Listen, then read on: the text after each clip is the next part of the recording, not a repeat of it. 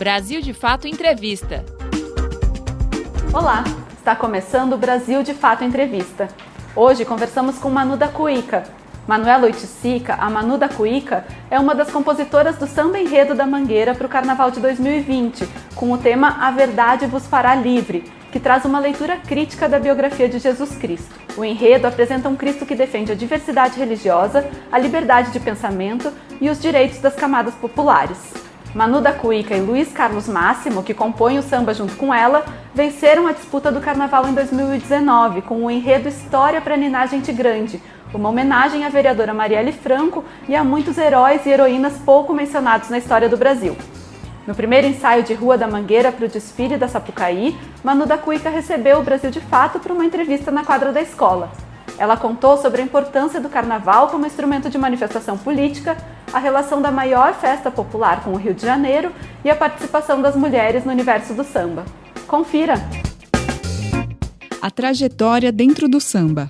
Meu nome é Manuela Trindade Oiticica, ou Manu da Cuíca.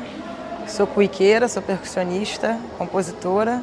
Eu toco em rodas de samba há mais ou menos 20 anos e componho por aí também, né? Embora as primeiras composições não tivesse parceiros e aí não eram boas, porque eu não sei fazer melodia, né?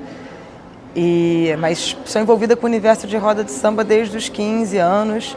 Carnaval, eu sempre brinquei carnaval de rua, acompanhava os desfiles na Sapucaí também. Então o universo do samba e do carnaval é um universo que me forma, né? Desde sempre. Sou cria do Bip Bip, que é um botequim em Copacabana, um botequim cultural.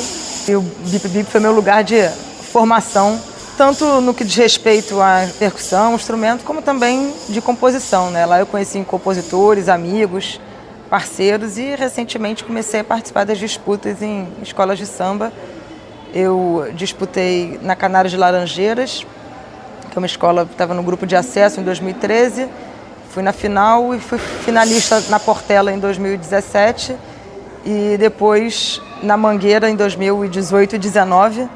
Né, ganhei os sambas, né, junto com os meus parceiros desse ano e para a disputa que vai ser o samba do ano que vem. Relação do carioca com o carnaval. Bom, a história do carnaval ela se mistura à história da cidade, né, do Rio. É sem dúvida a maior manifestação cultural do Rio de Janeiro.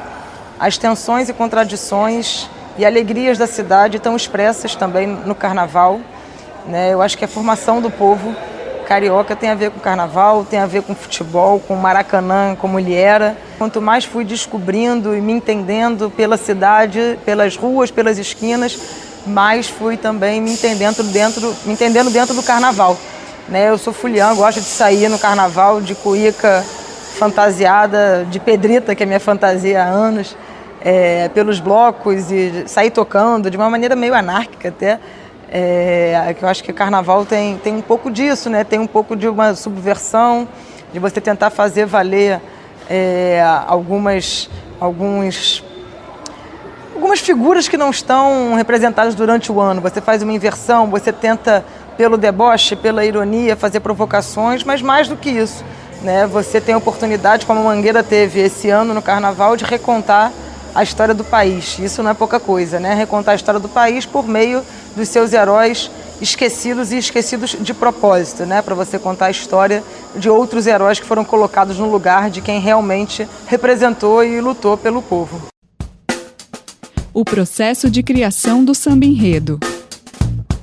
Eu acho que o mais difícil, na hora que você pega uma sinopse, né? Porque toda vez que você faz um samba enredo e vai disputar, porque em geral os samba enredos são escolhidos em disputas, né? Nas escolas.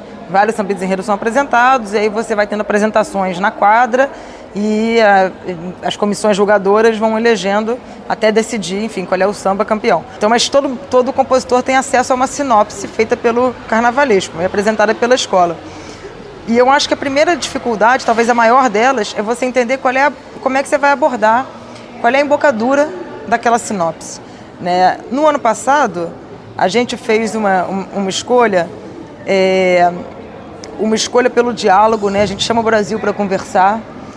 A gente fez uma escolha de fazer uma música em que se reivindicasse o país. A gente estava ali reivindicando um Brasil que é esquecido. Esse ano, a escolha foi muito difícil de entender qual era a embocadura, porque, né, Jesus Cristo, que é o personagem, enfim, muito já se falou dele na história, né, e uma figura muito cara para as pessoas, muito importante na história mundial.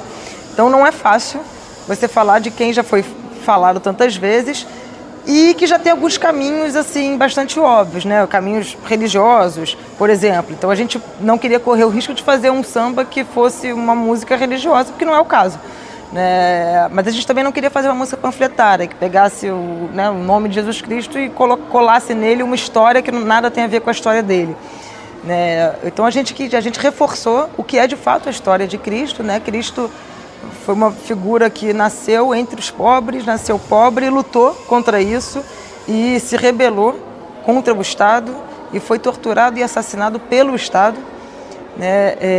E atacou os profetas da fé, que a gente chama no samba de profetas da intolerância, né? Foi uma figura que lutou por inclusão, que deu um sentido muito grande à palavra irmãos, à palavra fraternidade. Então a ideia de fraternidade presente em Cristo, a ideia de partilha, que são ideias centrais na figura histórica de Cristo, a sinopse trouxe isso e a gente reforçou, né, no samba, e colocou o samba em primeira pessoa, porque é uma ideia da sinopse também, dizer quantas chagas de hoje, quantas chagas da opressão não são também as chagas de Cristo. Então a ideia de um samba em primeira pessoa traz uma força, traz um pertencimento e uma ideia de você olhar, olha, se fala tanto em Cristo, então onde ele estaria hoje, né, na sociedade?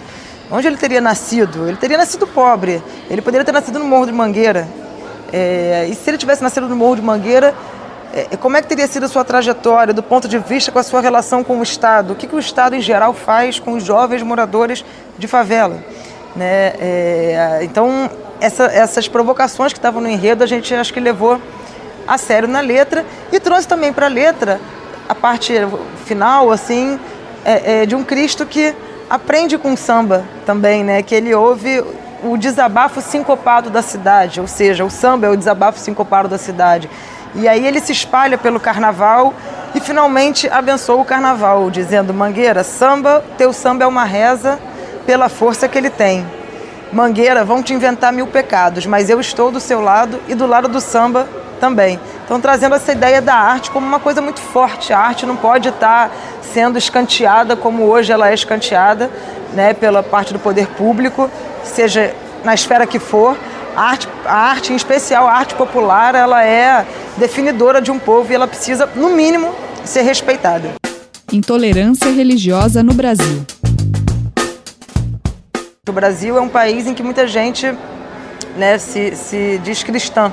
E, ao mesmo tempo, é um país líder de desigualdade social, líder de assassinatos contra a população LGBT, líder de assassinato contra as mulheres, né, indígenas e tal. Então, um país que comete muitas barbáries, cada vez mais oficializa essa barbárie e, ao mesmo tempo, em que tem a sua maioria, né, de pessoas se reconhecendo cristãs.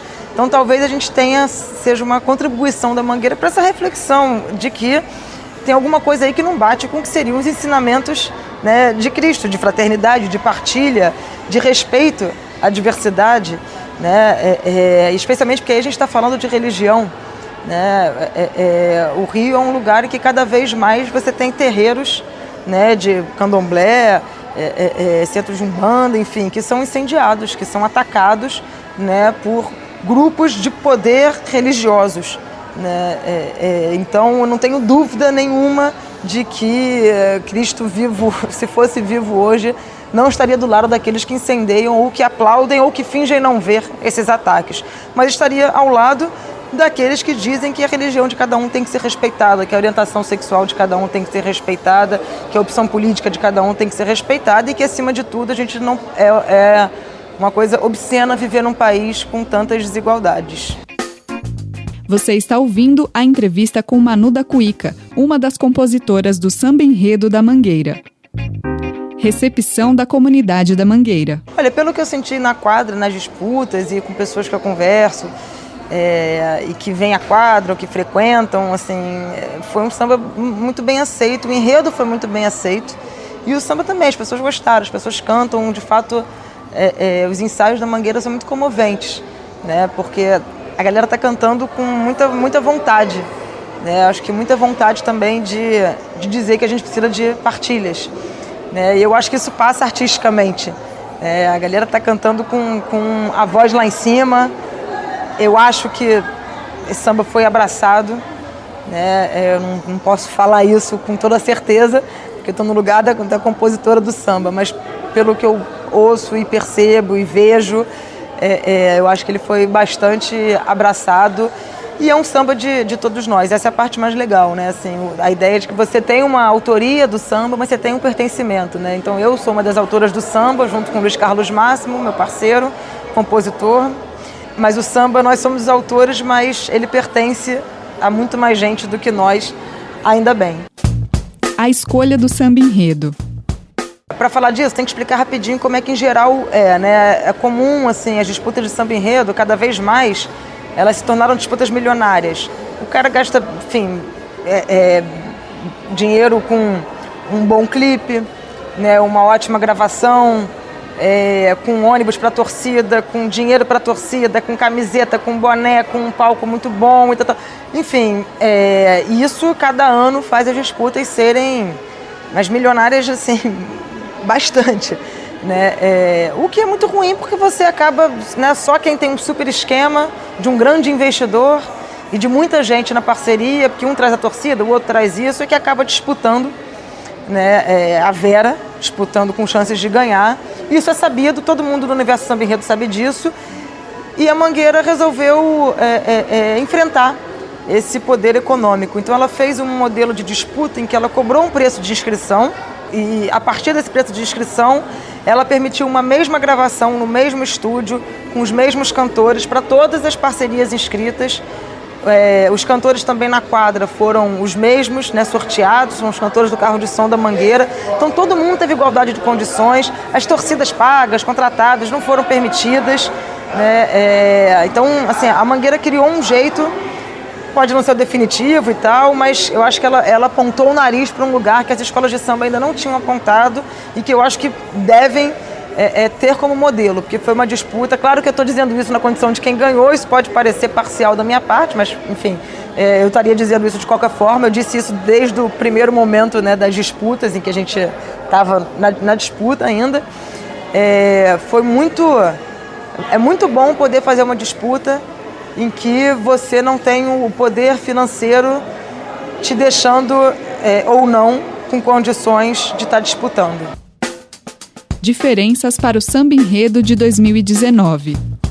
O que aconteceu com o samba, né, do ano passado, eu acho que era um momento de uma tentativa de respirar, né? A gente estava ali vendo muitas coisas que agora estão acontecendo, a gente vendo que ia acontecer.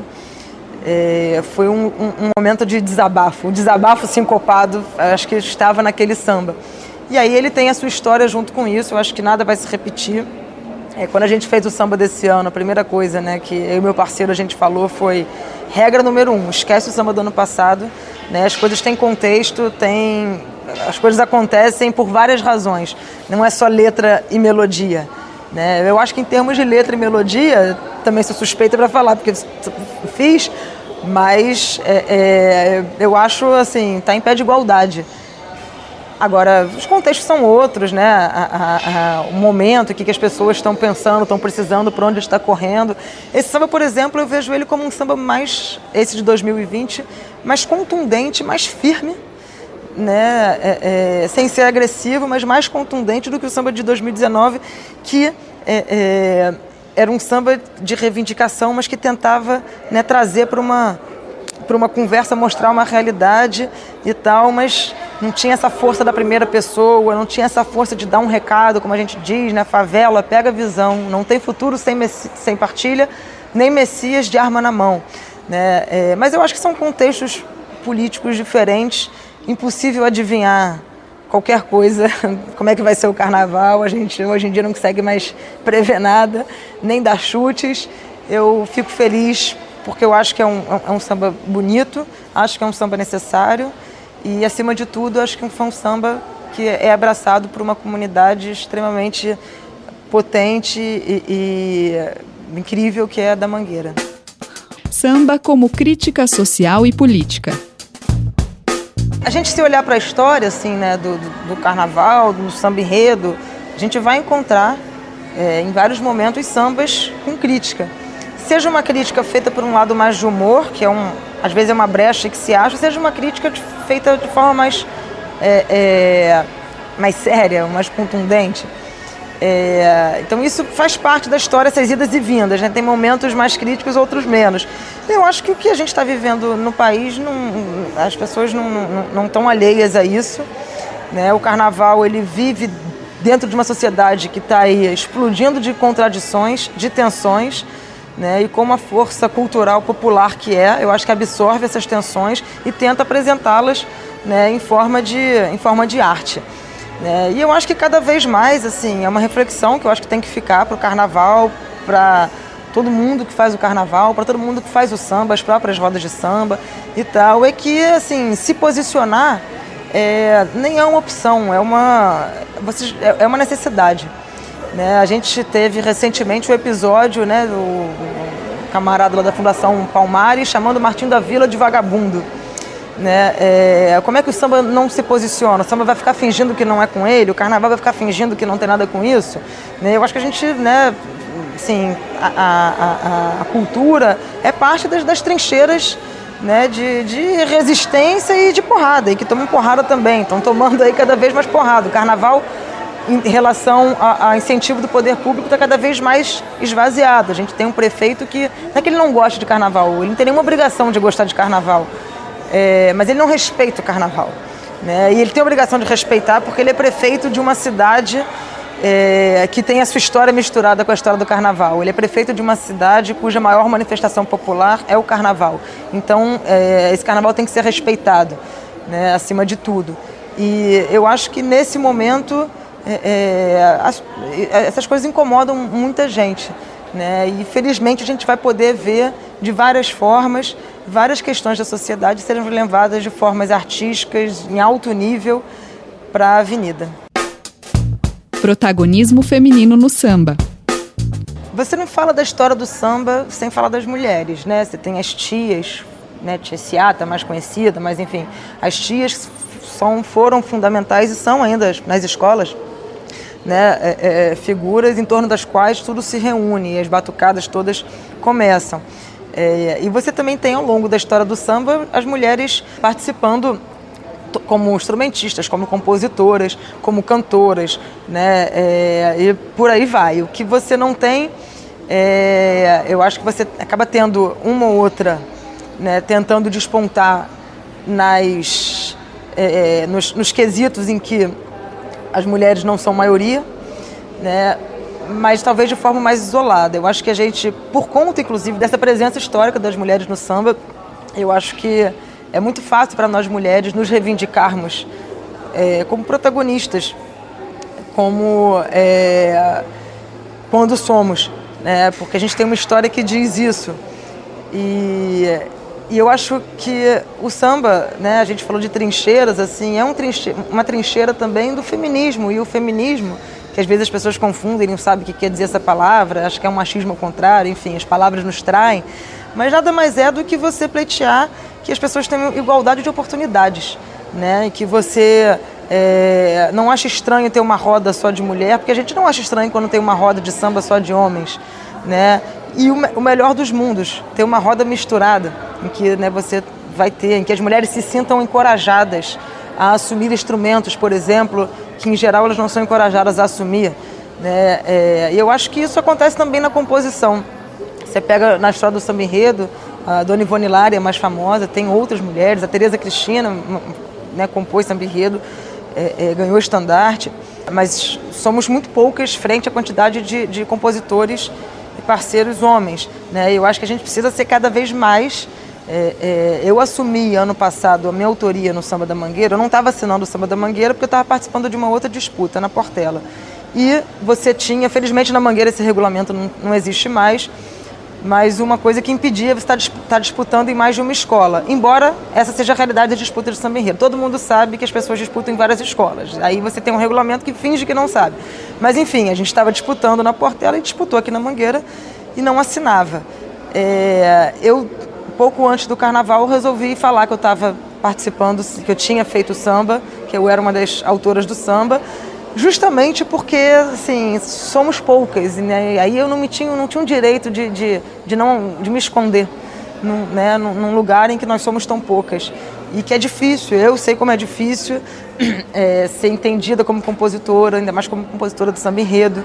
Né? As pessoas têm seus arquétipos, né? Eu não vou preencher esses arquétipos. Tem todo o entorno da figura do compositor, que às vezes é muito folclórico, às vezes não condiz com a realidade, né? E eu muitas vezes tive que ficar prestando contas por conta disso. Tal. Então é muito bom poder me assumir como compositora, né? E como compositora de samba enredo. E dessa forma, assim, tá junto da Marina, que é minha grande amiga, né, amiga de sempre, cantora de primeira, compositora, e que está sempre à frente de projetos coletivos, né, como É Preta, que ela fez em conjunto com outras mulheres, como agora o disco dela chamado Voz de Bandeira, que ela reuniu muita gente e muitas mulheres negras, né, que precisam muito têm o protagonismo, precisam ter esse protagonismo reconhecido cada vez mais, né, e as suas vozes cada vez mais ouvidas e mais espalhadas. Né? Eu acho que isso hoje acontece de forma mais coletiva. Você tem um movimento de mulheres sambistas, você tem rodas de samba pensadas por mulheres e feita por mulheres, mas não para dar conta de um eventual fetiche, isso é uma pegadinha, mas para dizer que, olha, a gente tem que estar, a gente pode estar, e se a gente vai junto, a gente caminha melhor. Eu sou da Estação Primeira de Nazaré, rosto negro, sangue índio, corpo de mulher. Moleque pilintra no buraco quente, meu nome é Jesus da gente. Nasci de peito aberto, de punho cerrado. Meu pai carpinteiro, desempregado. Minha mãe é Maria das Dores, Brasil. Enxugo o suor de quem desce, sobe ladeira. Me encontro no amor que não encontra fronteiras. Procura por mim nas fileiras contra a opressão. E no olhar da porta-bandeira pro seu pavilhão.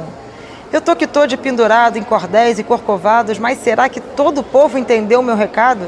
Porque, de novo, cravejaram o meu corpo os profetas da intolerância, sem saber que a esperança brilha mais na escuridão. Favela, pega a visão, não tem futuro sem partilha, nem messias de arma na mão. Favela, pega a visão, eu faço fé na minha gente, que é semente do seu chão. Do céu deu para ouvir o desabafo sincopado da cidade. Quarei tambor, na cruz fiz esplendor e ressurgi no cordão da liberdade. Mangueira, samba, teu samba é uma reza pela força que ele tem. Mangueira, vão te inventar 1000 pecados, mas eu estou do seu lado e do lado do samba também. Mangueira, samba, teu samba é uma reza pela força que ele tem. Mangueira, vão te inventar 1000 pecados, mas eu estou do seu lado e do lado do samba também. Você acabou de assistir a conversa com Manu da Cuíca, uma das compositoras do samba enredo da Mangueira. Veja outras entrevistas como essa na TVT todas sextas, 19h45 ou pelo YouTube do Brasil de Fato. Inscreva-se no canal e não perca os novos vídeos. Até semana que vem. Ficha técnica. Apresentação: Cris Rodrigues. Entrevista: Pedro Estropaçolas. Edição: Leonardo Rodrigues e André Paroche. Coordenação: Camila Salmásio e José Bruno Lima. Direção: Beatriz Pasqualino e Nina Fidelis.